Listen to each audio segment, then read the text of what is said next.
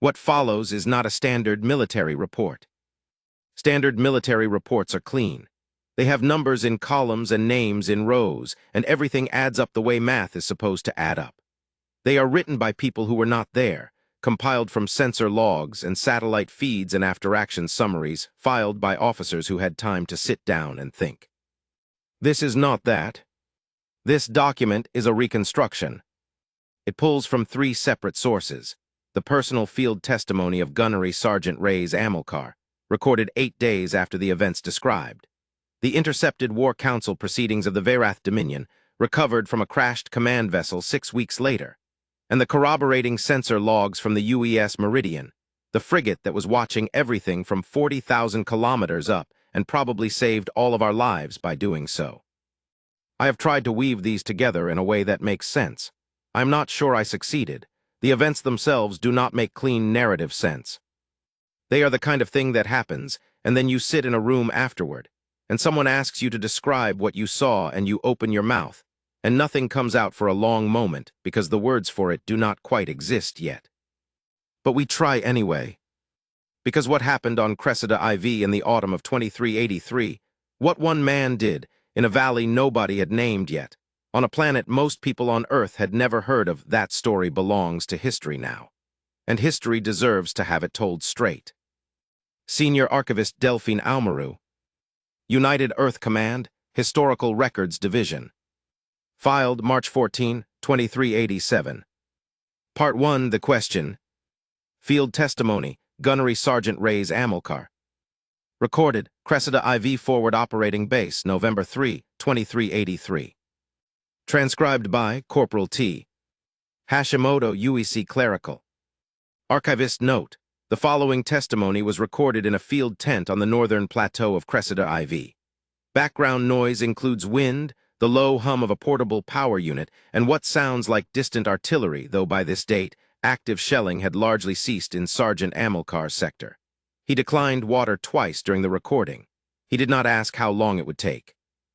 Let me start from the beginning. Not the beginning of the war. Nobody alive can tell you that story start to finish and have it all be true. I mean the beginning of my part of it, the piece I saw with my own eyes. It was October the 14th, I think, though by that point we'd been running on combat time for so long that dates had started to feel like something that happened to other people. You know what I mean? Civilians count days. We counted ammunition and water and how many hours since the last firefight. I was stationed at what we called Checkpoint Heron, which was a name someone made up because checkpoint locations on Cressida IV were assigned bird names for some reason that I never got a straight answer on. Heron was a folding table, 2 prefab barriers made of compressed regolith, a sensor array that worked about 60% of the time, and me. That's it. Just me. Now before you ask, because everyone asks, yes, I knew I was alone. Yes, that was the assignment. No, I did not think it was a great idea.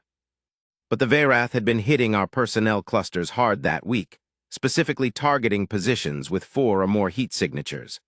Solo posting was an attempt to make ourselves harder to find on their sensors. Whether it worked is a whole other conversation. The planet itself, Cressida IV, is not a pretty place. I want to make sure that's on record because sometimes these things get romanticized, and I don't want anyone reading this 20 years from now thinking I was standing in some beautiful alien landscape, having some kind of profound experience. It looked like the inside of a quarry that had been left in the rain for 1,000 years. Gray rock, gray dust. The sky was this specific shade of greenish-gray that I came to hate more than I have ever hated a color in my life. The trees, if you want to call them that, were these pale, fibrous columns that didn't have leaves, just thin filaments at the top that caught the wind and made a sound like someone whispering very quickly in a language you almost recognize. Almost, never quite. Everything smelled like sulfur and wet concrete. I had been at Checkpoint Heron for 11 days. 11 days alone. Ration packs and sensor checks, and 4 hours of sleep in a pattern that shifted by 90 minutes each day so I wouldn't be predictable. My communications array let me send compressed burst reports twice a day back to Fob Shepherd, which was 43 kilometers northeast of my position. The reports were acknowledged with a single green pulse. I had not spoken to another human being out loud in 11 days. I want you to understand that before I tell you what happened next. I want you to understand who I was in that moment, what my nervous system was like, what 11 days of silence and vigilance and that whispering alien wind does to a person. I was not okay. I was functional. There is a difference. On the morning of October 14th, my sensor array flagged something at 4:37 hours. Not a Verath patrol signature, I knew those. This was different, slower, spread wider than a patrol pattern. The Verath moved in these tight, overlapping formations, very geometric like they'd been taught to treat terrain as a math problem. This was looser, investigative. Like something looking for something. I did not move for 4 minutes.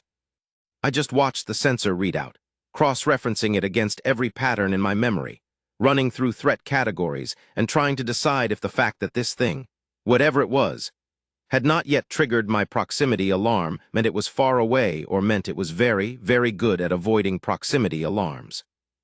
4 minutes felt like 4 years. Then the read changed. Whatever it was, it had stopped moving. It had found a position and settled into it. And it had done so at a distance that I calculated from the sensor strength to be approximately 830 meters northeast of my position, on the elevated ridgeline. The ridgeline that looked down directly onto Checkpoint Heron. So, I had two options. Option 1, stay in position, continue monitoring, file a compressed report at 600, and wait for instruction, which was the tactically sound, regulation-compliant choice. The choice that kept me inside the operational framework and let the people above me make decisions with fuller information than I had. Option 2, figure out what was on that ridge. I want to be honest here. I want to be honest because this record is going to be used for training purposes, and I think people who are being trained deserve to know the truth about how decisions actually get made in the field, as opposed to how we talk about decisions later, after we know how they turned out. I went up the ridge because I couldn't stand not knowing. That's it. That's the whole reason. Not tactical genius. Not a calculated risk assessment. I went up the ridge because the not knowing was worse than anything I could imagine finding up there, and I had been alone with that sensor readout for 4 minutes, and my brain had already gone through 17 different versions of what was up there, and I needed it to stop. I left my heavy pack, took my rifle, 4 spare cells, the compact sensor unit, and a sidearm. I went wide, looping south first, climbing the ridge from a lower angle that added about 400 meters to my approach, but kept me below their likely sight lines. It took me 40 minutes to get up there. What I found was not what I expected. On the ridge, partially concealed behind an outcrop of that gray rock that makes up about 70% of this planet's surface features, were 3 Verath scouts. If you haven't seen a Verath in person, here is what you need to know. They are big. Not the biggest things in the known galaxy. I've seen field reports on Arathi battle forms that would make a Verath look like a house cat. But big enough that when you're alone on a ridge on an alien planet and you find 3 of them 20 meters away, your first thought is not tactical. Your first thought is, oh. Just that, just the word, oh. They were approximately 2.5 meters tall, built with this slightly forward-leaning posture that makes them look permanently aggressive even when they're not. Their exo-armor, the Verath don't have the same soft tissue vulnerability humans do, but they wear armor anyway, which tells you something about how seriously they take a fight, was a deep matte green that blended well with the filament trees. They communicated in these low subsonic pulses that you could feel in your chest before you could hear them, like the world was vibrating at a frequency just below speech. 2 of them were watching Checkpoint Heron below. One of them was looking through something that I recognized, with a cold slide of clarity, as a targeting scope. Not a surveillance scope, a targeting scope. They were calling in coordinates.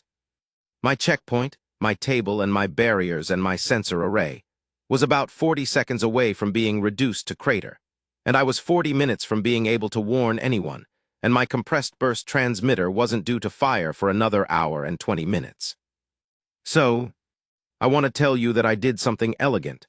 I want to tell you that I executed some kind of perfect special operations takedown, silent and precise and clean. Here is what actually happened. I shot the one with the scope first.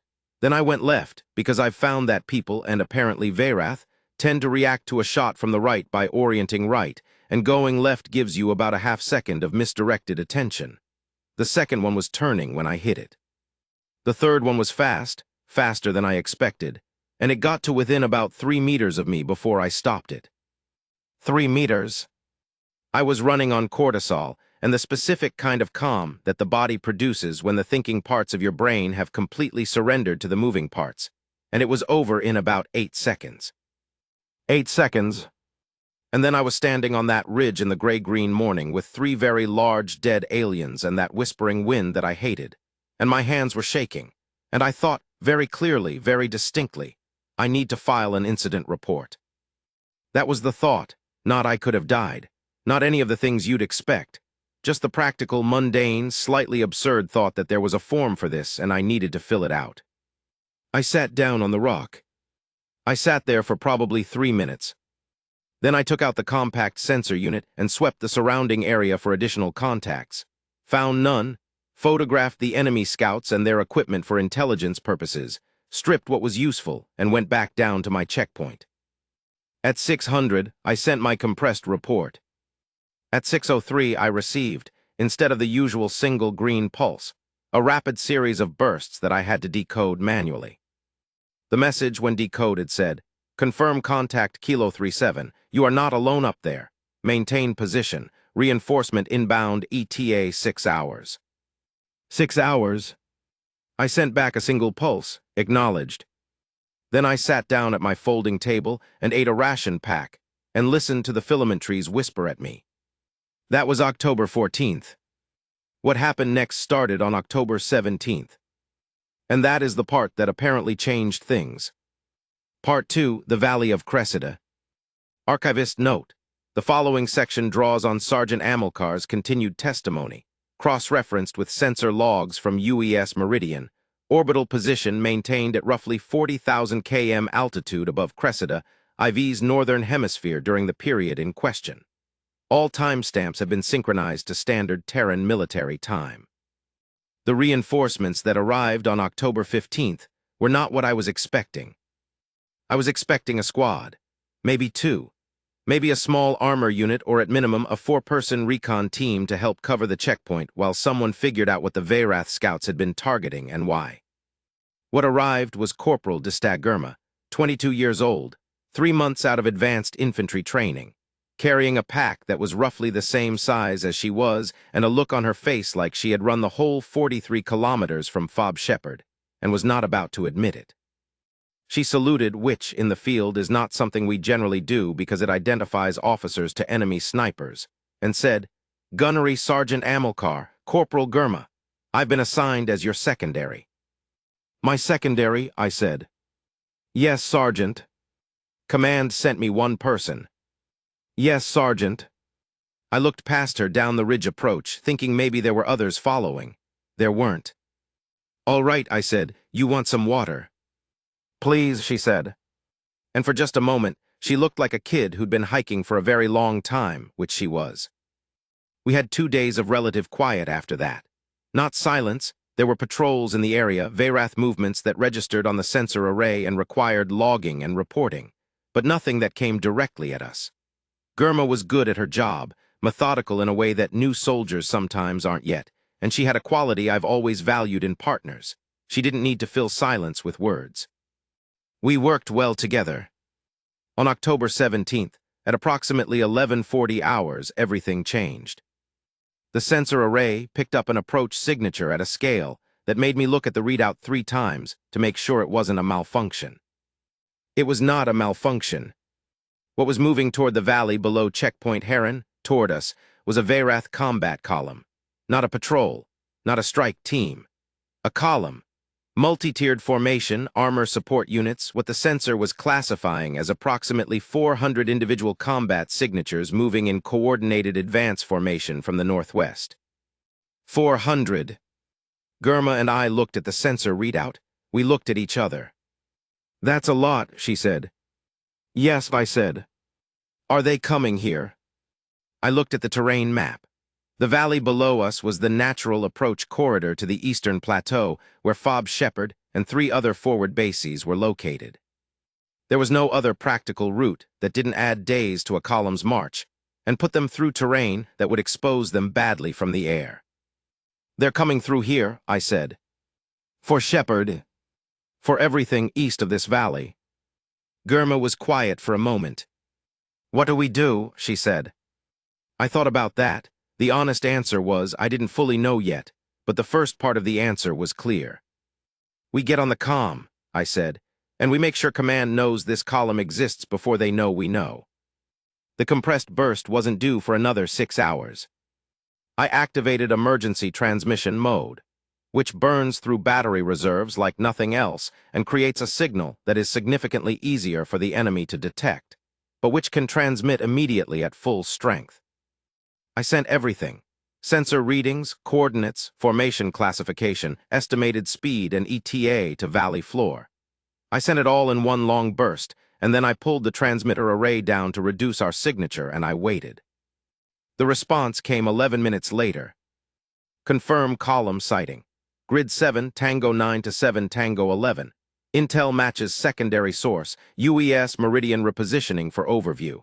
Command assessing response options. Maintain observation. Do not engage. Acknowledge. I acknowledged. Germa had been reading over my shoulder. She straightened up. Do not engage, she said. Correct. There are 2 of us, she said. Correct. And 400 of them. Also correct. So we're just watching. We're watching and reporting, I said, which is how those 400 don't turn into 4,000 without us knowing about it. She nodded slowly. That's the thing about a good soldier, they can accept a role that isn't the one they pictured when they signed up. Watching isn't glamorous. It's not the thing you tell stories about. But it matters more, most of the time, than anything that happens when the shooting starts. We watched. The column entered the northern end of the valley at approximately 1340 hours. From our position on the ridge, through field optics, we could see them clearly, though I want to be careful here about projecting clarity onto what was actually a fairly chaotic visual experience, because a Verath combat column in motion doesn't look like anything you'd expect if you've only seen the enemy in training simulations. It was loud, for one thing.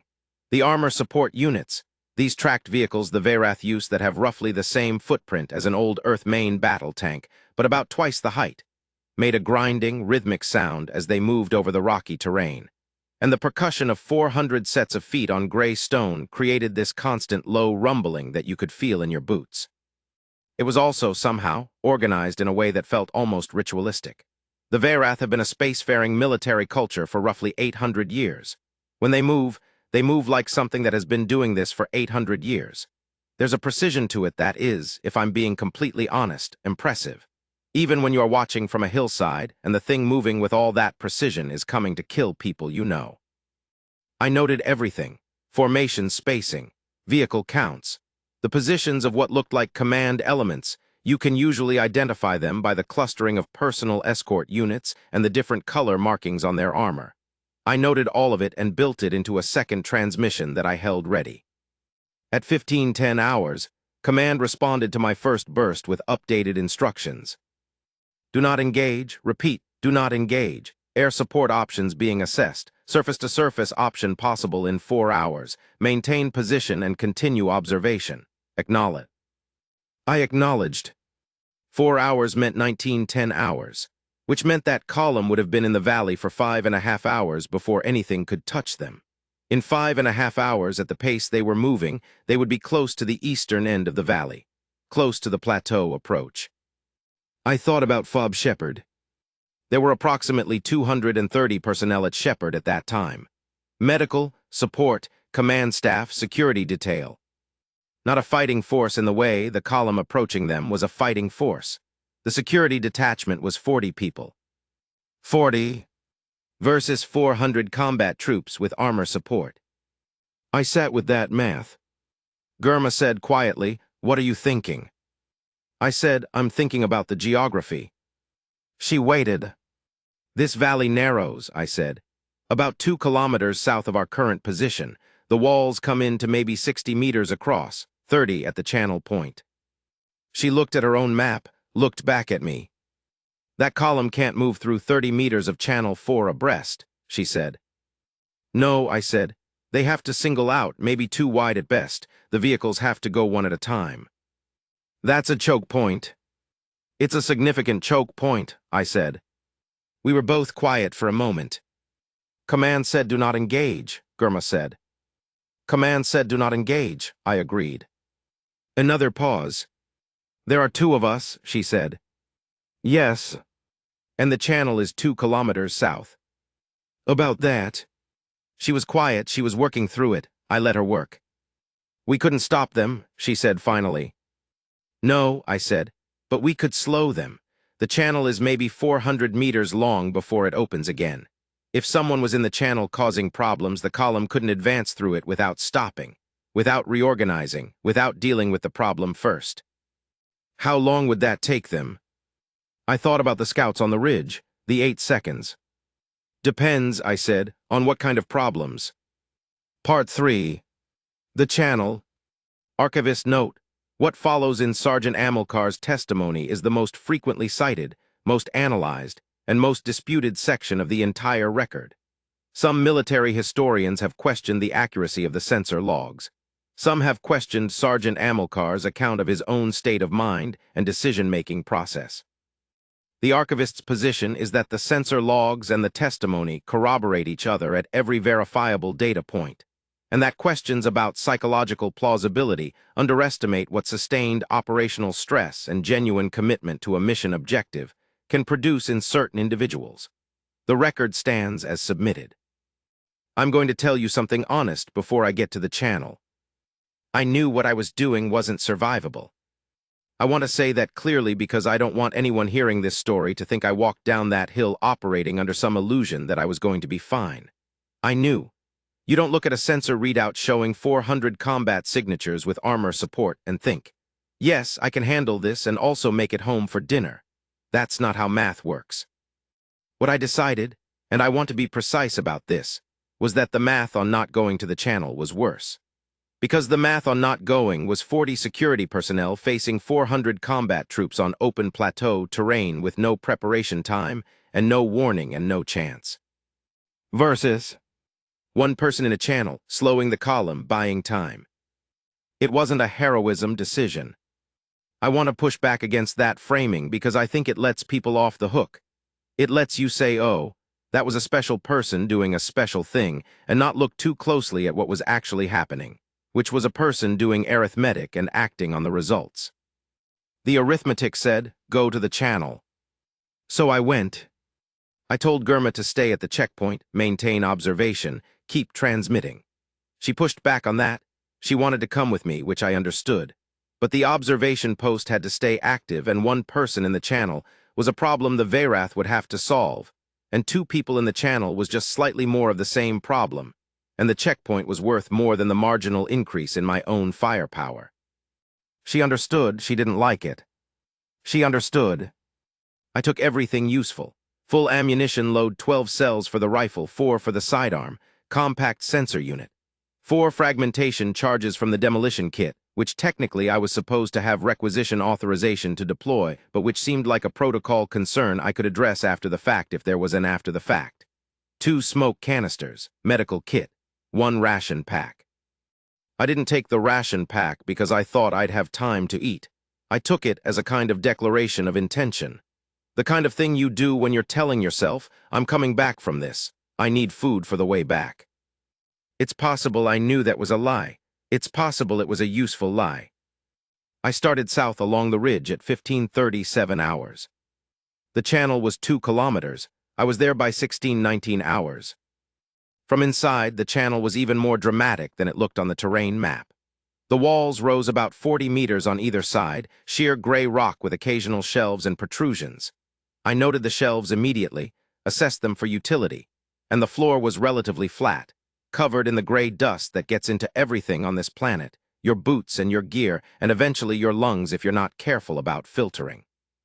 The sky through the slot at the top was that greenish-gray I hated. Everything was quiet.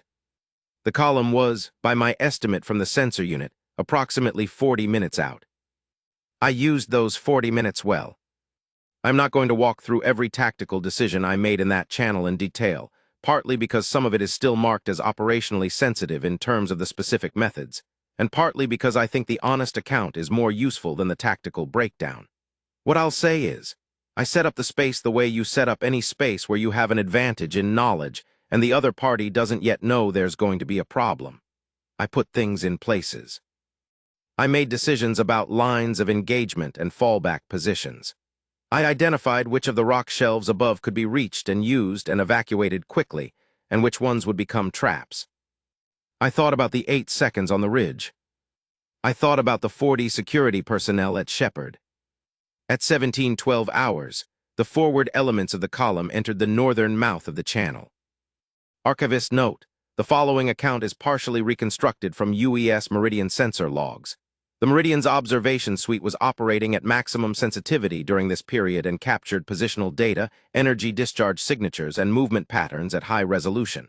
However, the sensor logs cannot capture psychology. They cannot tell you what it was like to be in the channel. For that, we have the testimony. Both sources are presented here in integrated form. Meridian log excerpt, October 17, 2383, 1712, 1951 hours. Sensor Array Alpha 7, Northern Cressida IV Valley Channel Complex. 1712.04. Forward elements, estimated 12 individuals plus 1 armored vehicle, enter channel north approach. Single thermal signature identified approximately 280 m inside channel. Stationary, elevated shelf position, eastern wall, altitude approximately 8 m. 1714.33. Energy discharge event. Single shot, high-power rifle class.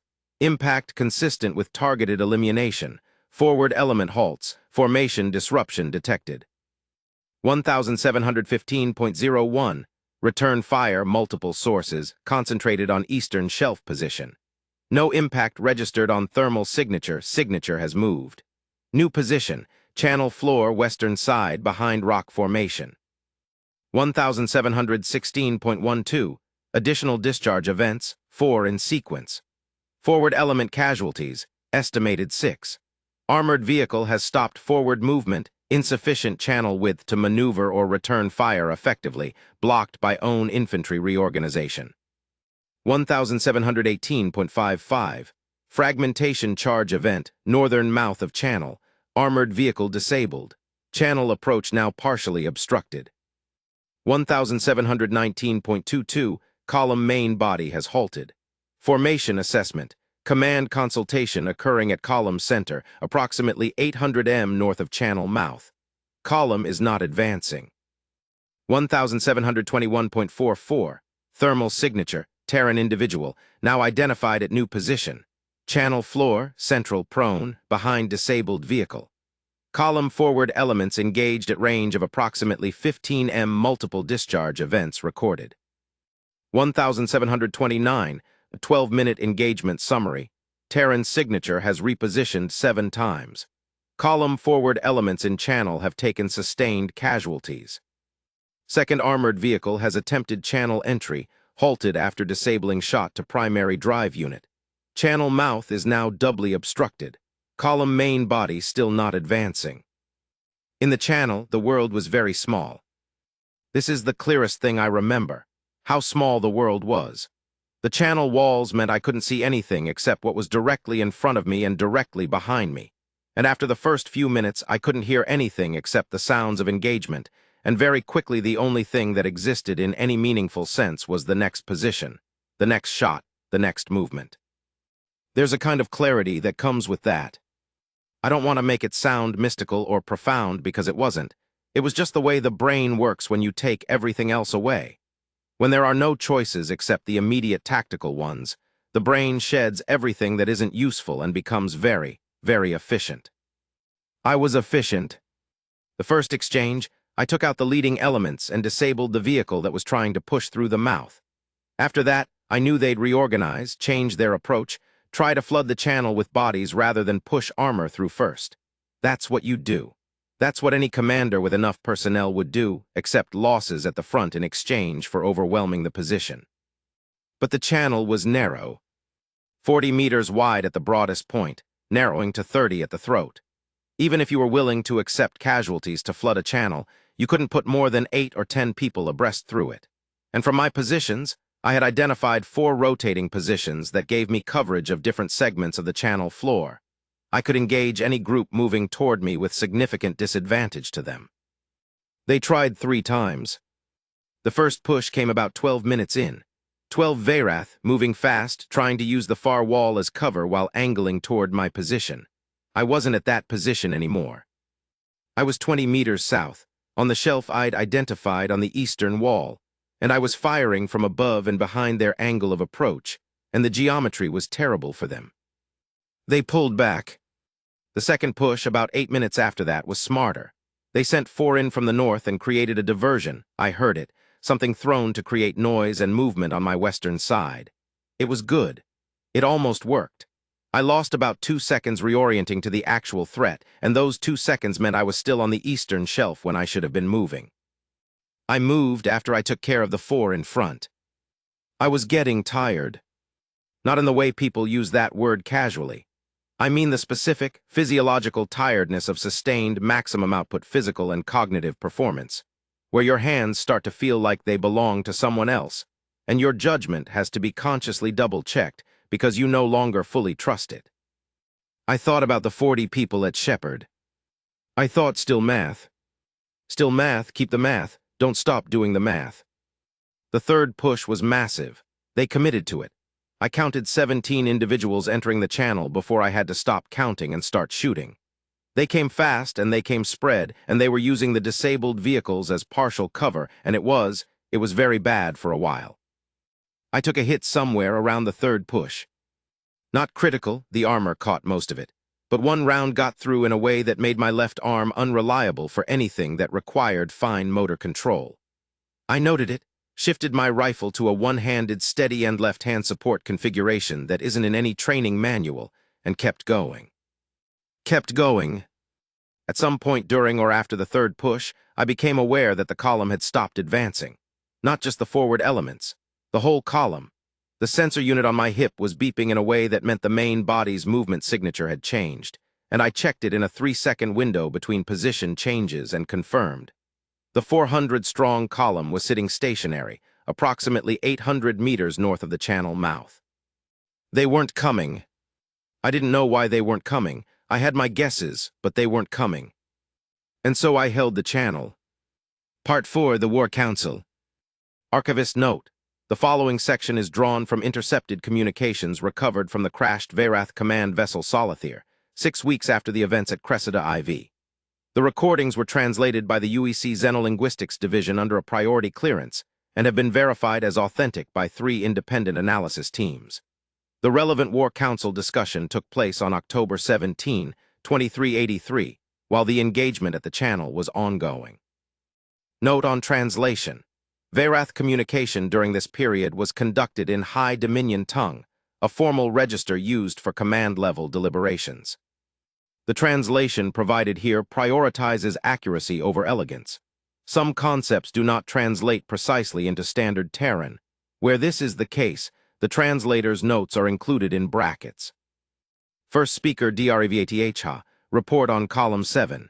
The advance was scheduled to reach the eastern approach by second fall. Translator's note: second fall is an approximation of a Veyrath daylight division roughly equivalent to 1800 Terran hours. Report. Commander THOLer, a pause in the recording approximately 4 seconds. First speaker, column 7 is stationary. DREVATH, stationary, explain. THOLer, the column encountered resistance at the valley channel. The resistance has not yet been resolved. DREVATH, the valley channel, the narrow passage. Subcommander Weth's initial report said the passage was undefended.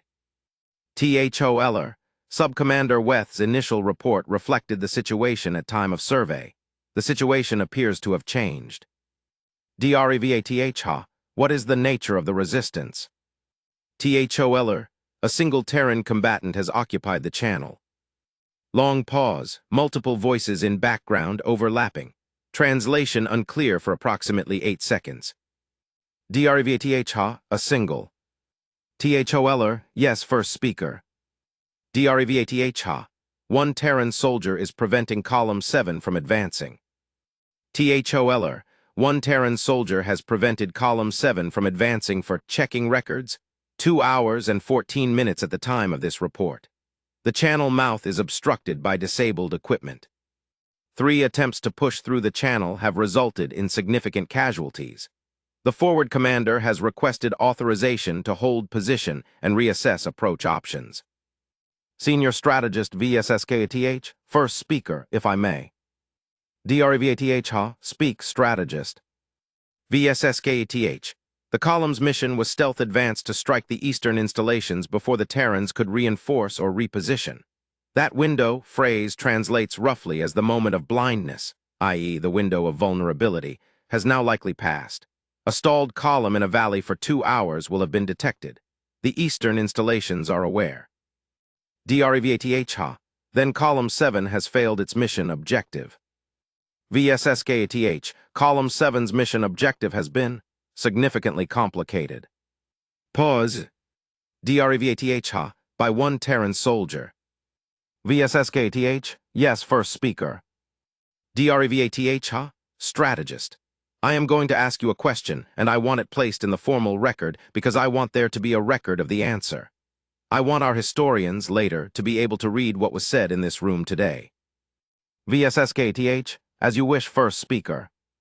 DREVATH, what is the kill ratio of one Earth Marine? A. Silence. In the recording, it lasts approximately 11 seconds. VSSKATH, first speaker. DREVATH, not a philosophical question.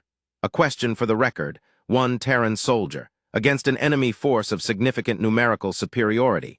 What ratio has been historically demonstrated in such situations? All campaigns, all theaters.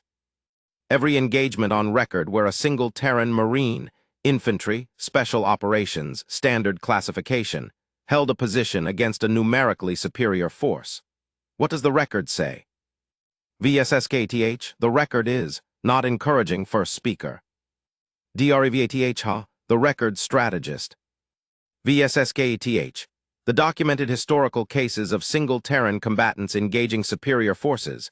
I am working from our intelligence files, which are extensive.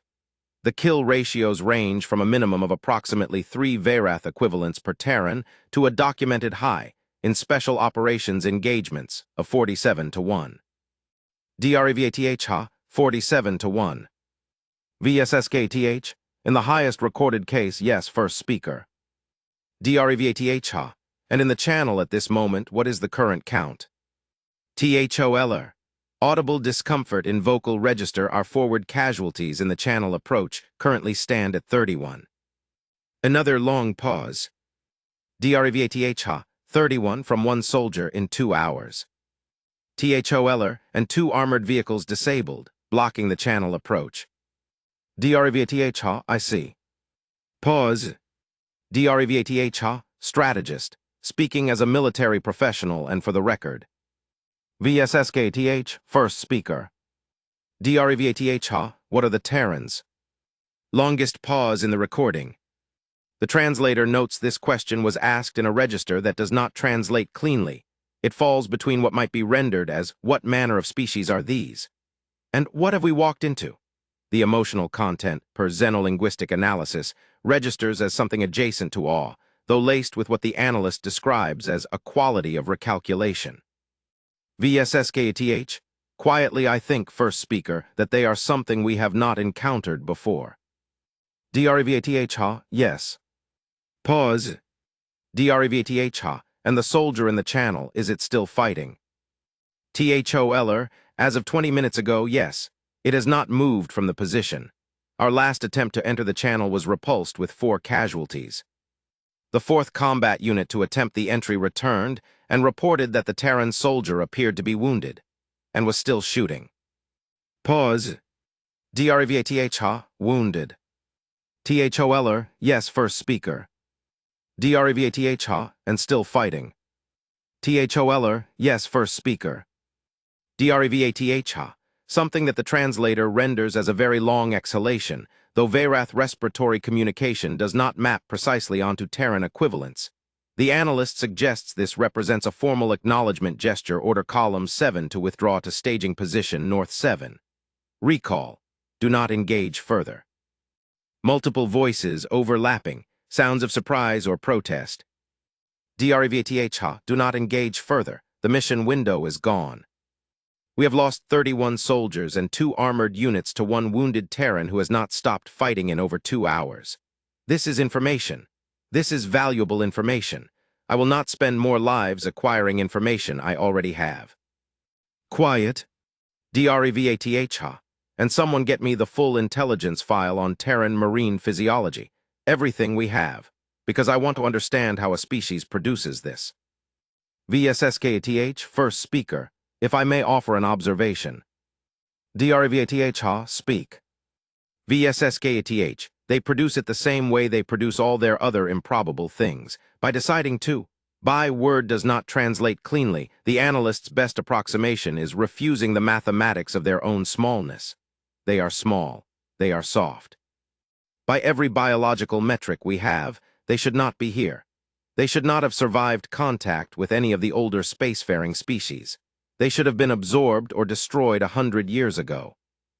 DREVTH, and yet. VSSKATH, and yet, they are stubborn first speaker. They are another difficult term. The closest translation offered is unreasonably committed to continuing. It is not something our models account for well. DREVTH, then we need better models. VSSKATH, yes. DREVTH, order the withdrawal and strategist. VSSKATH, first speaker. DREVTH, that soldier in the channel. I want its designation if we can obtain it, for the record. VSSKATH, Y first speaker. Recorded, Cressida IV Forward Operating Base, November 3, 2383. I don't remember the column withdrawing. I should probably be clear about that.